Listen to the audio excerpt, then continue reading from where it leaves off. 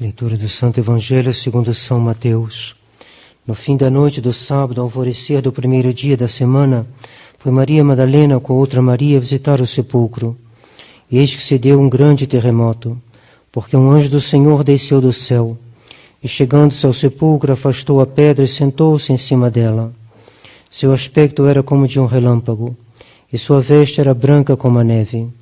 Os guardas, quando viram, ficaram apavorados e como mortos.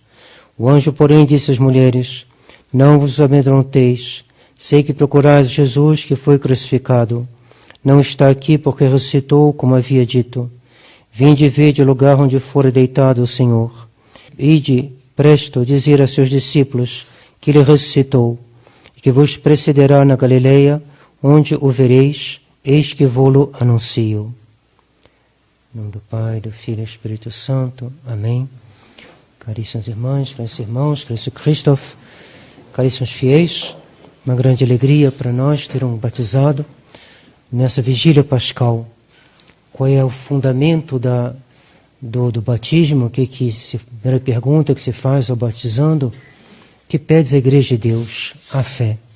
A fé é o fundamento da toda a nossa santa religião, a única religião verdadeira. E o fundamento da nossa fé é a ressurreição. Por isso hoje é posto todo o fundamento da Igreja Católica. Esse fundamento é a fé na divindade de nosso Senhor Jesus Cristo. E foi por isso que ele foi condenado à morte, porque ele declarou diante do Sinédrio a sua divindade. O Sinédrio é esse tribunal que reunia os principais chefes da nação judia e que se reunia para tratar assuntos importantes, especialmente os tribunais. E por essa razão que Nosso Senhor afirmou que ele era o Filho de Deus, que ele era o Messias, foi por isso que o mataram na Sexta-feira Santa. E nessa noite Nosso Senhor ressuscita, confirmando com a sua ressurreição a verdade do que ele dissera diante daqueles homens do Sinédrio. Ao longo dos séculos, a Santa Igreja será perseguida pela mesma razão. A divindade de Nosso Senhor Jesus Cristo, os poderes divinos conferidos à sua Igreja, sua doutrina moral revelada, revoltam o mundo inimigo de Deus. O mundo não pode suportar a verdade, pois Nosso Senhor disse aos apóstolos: o mundo vos odiará, como ele me odiou a mim. O que assistimos hoje, senão o mesmo drama do Calvário, que continua? O mundo faz pressão sobre os liberais que estão em Roma. E os liberais, para agradar ao mundo, perseguiram Dom Lefebvre e Dom Antônio e continuam hoje a perseguir a tradição. Por que perseguem a tradição? Porque a tradição ensina a verdade e o mundo odeia a verdade. Nós estamos presenciando o terrível drama que se prolonga e se prolongará até o fim dos tempos, desta luta entre a luz e as trevas. Nosso Senhor ressuscita, o anjo aparece às santas mulheres. Nosso Senhor lhes aparece em seguida. Os guardas são testemunhas desses fatos. Eles ficam aterrados vendo o anjo. E o que eles fazem eles? Eles vão à cidade e contam para os chefes do povo judeu o que eles tinham visto. E o que farão esses homens? Se convertem? Se dão conta do que eles fizeram? Voltam atrás? Não. Eles dão dinheiro aos guardas e dizem aos guardas para mentirem, para dizerem que quando eles estavam dormindo, os apóstolos vieram e pegaram o corpo de Nosso Senhor e levaram embora. E Santo Agostinho se exclama: guardas, onde está a sua pouca inteligência? Se vocês estavam dormindo, como é que vocês viram os apóstolos? E se vocês estavam acordados, por que se deixaram eles pegarem o corpo? Como a mentira tem perna curta, como a mentira se faz descobrir facilmente. Mas que escândalo, que coisa abominável. Esses homens que mataram Nosso Senhor, sabendo que Ele ressuscitou, vão comprar os guardas. Por quê? Porque eles odeiam a verdade. E hoje é a mesma coisa que se passa. A Igreja dá todas as provas da sua santidade. Os missionários percorreram o mundo, anunciando a verdade.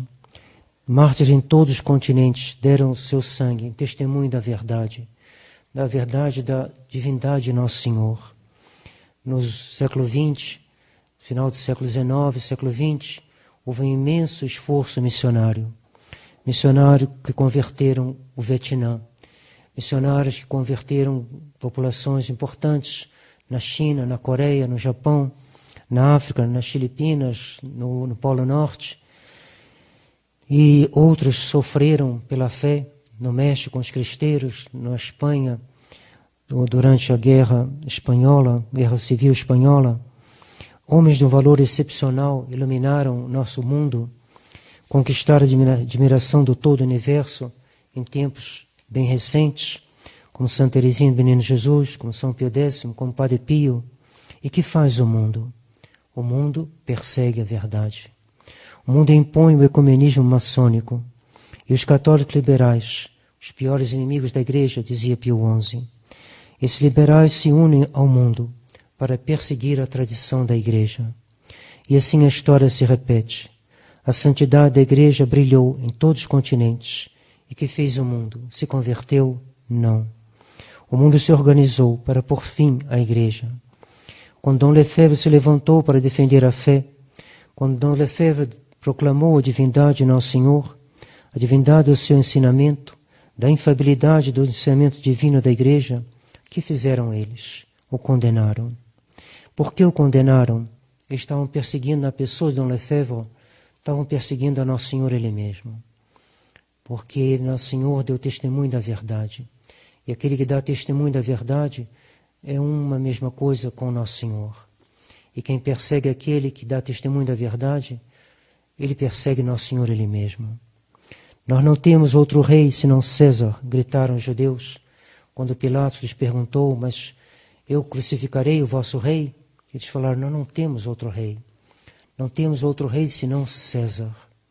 Uma declaração explícita contra o reinado social de Nosso Senhor. E que dizem os liberais? Dizem exatamente a mesma coisa. Nós não queremos que Cristo reine sobre as nações, dizem eles. Não temos outro rei, senão o Estado laico, senão a democracia moderna. Uma democracia sem Nosso Senhor. Uma democracia que abre as portas para todas as religiões e, portanto, que expulsa Nosso Senhor. César, na época, era o nome dado aos imperadores romanos, em lembrança de Júlio César. E o imperador romano era pagão, não acreditava em nada, admitia todas as religiões, nasceu em Roma. E Roma, então, quando os judeus dizem não temos outro rei senão César, eles fazem profissão de laicismo, profissão muito semelhante à da maçonaria e à dos liberais católicos. Eis aí porque Dom Lefebvre foi condenado. Ele foi condenado porque ele proclamou a realeza de Nosso Senhor. E por que Nosso Senhor é rei? Ele é rei porque Ele é Deus. Ele é rei também porque Ele é nosso Salvador, que morreu por nós e nos resgatou. Mas primeiramente porque Ele é Deus. Negar a realeza de Nosso Senhor é negar a sua divindade.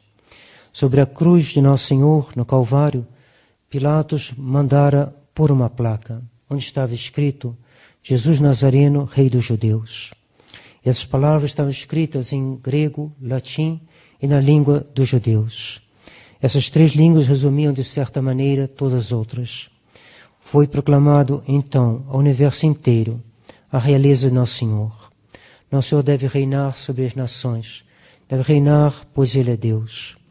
Deve reinar nas famílias, nas escolas, nos tribunais, nos hospitais, em todas as profissões, nas artes, nos lazeres, nos espetáculos, nos costumes, na maneira de vestir, em resumo, em tudo. Ora, o mundo não quer submeter a esse império, ao império de Nosso Senhor, porque o mundo é inimigo de Nosso Senhor. O mundo não quer obedecer a Deus e por isso ele recusa Nosso Senhor Jesus Cristo. Hoje nós devemos justamente, juntamente com as santas mulheres, que foram as primeiras a saberem da notícia, as primeiras a verem Nosso Senhor ressuscitado, para reparar de certa forma o pecado de Eva. Eva havia sido a primeira a crer no demônio. E agora são as mulheres, primeira a trazer a notícia que vai ser o fundamento da igreja, o fundamento da nossa fé, que é a ressurreição de Nosso Senhor. Elas serão agora as primeiras no bem.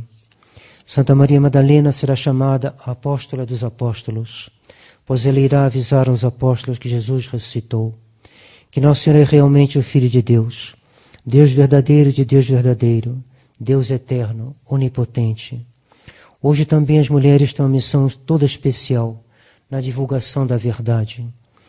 Elas, como mães, são as educadoras do gênero humano.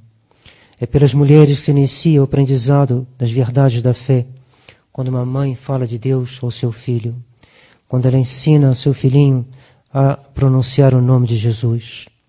E não está só aí o papel das mulheres. Ele está também na regeneração da sociedade. Nossa sociedade não se reerguerá sem o exemplo das mulheres, nos costumes, nas maneiras de falar, de se vestir, de viver. O que Eva fez de mal, as santas mulheres, a começar por a Virgem Maria, fizeram de bem. E hoje é a mesma coisa. Veja o nosso colégio. Ele estava sem vida, sem professores, sem alunos. Vieram as irmãs, elas deram um impulso. As boas vontades se despertaram. Os alunos começaram devagarzinho a aparecer. Esperamos que continuem a aparecer. E qual o segredo das irmãs? O segredo das irmãs é que elas creem na divindade de Nosso Senhor Jesus Cristo. Elas creem que Nosso Senhor é Deus, que Ele é o Rei, que Ele veio dar testemunho da verdade e que a escola é feita para este mesmo fim.